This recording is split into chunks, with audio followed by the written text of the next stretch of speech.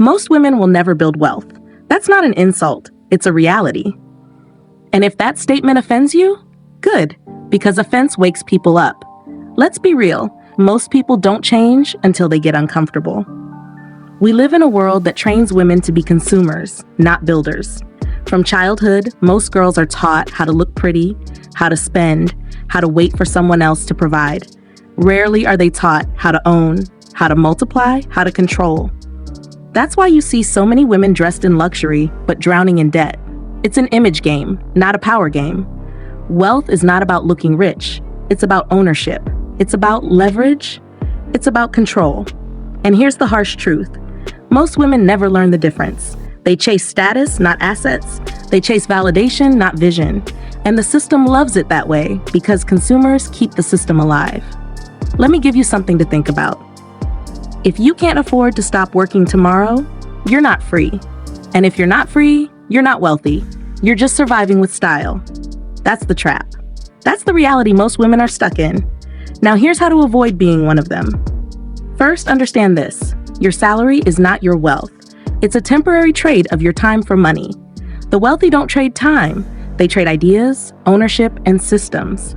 If the only plan you have is to climb a corporate ladder, you're climbing into someone else's pocket. That's not wealth, that's obedience.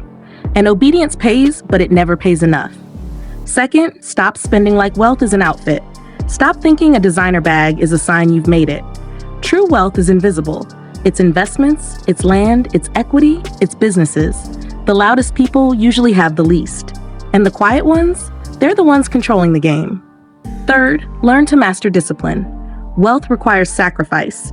It requires saying no to distractions, to easy comfort, to the urge to show off. Most women won't build wealth because they can't handle delayed gratification.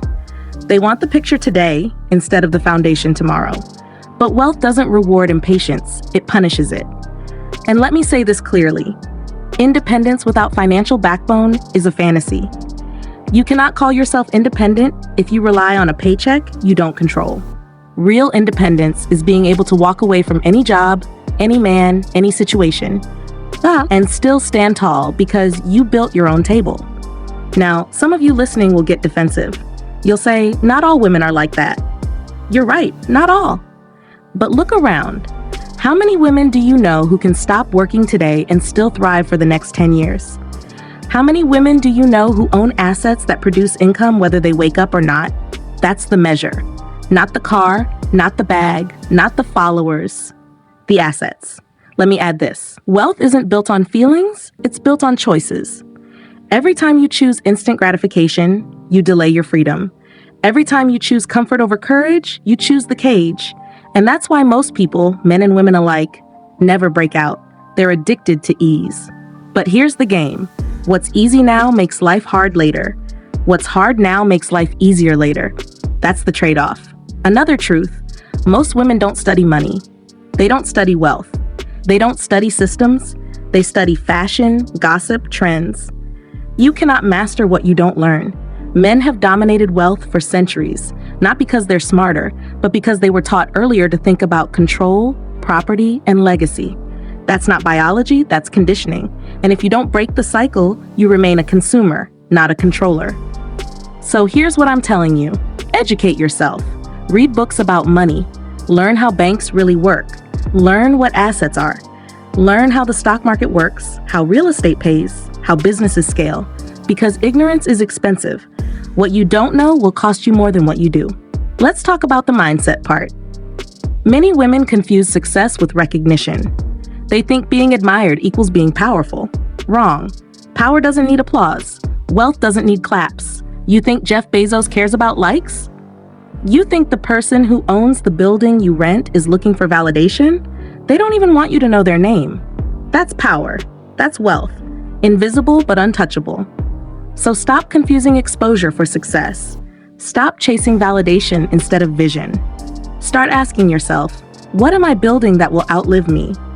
Because if it dies when you stop working, you don't own it. Wealth doesn't come from addition, it comes from subtraction.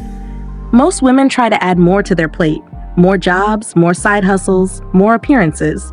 But wealth is about cutting the noise, focusing on what multiplies and letting go of what drains.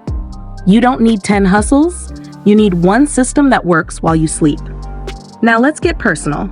Every woman listening to this has a choice.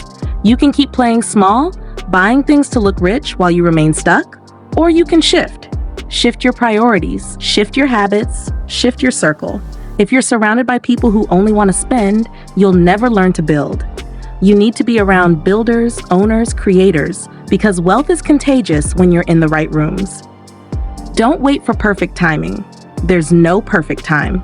Wealth is built by those who act when others hesitate. By the time you feel ready, opportunities will be gone. Start small, start messy, start now, but start. Here's the truth I'll leave with you. Most women will never build wealth because they don't believe they can. They don't even imagine themselves as wealthy, as powerful, as owners. They see wealth as something out there for other people. And if you keep seeing it that way, it will always stay out there.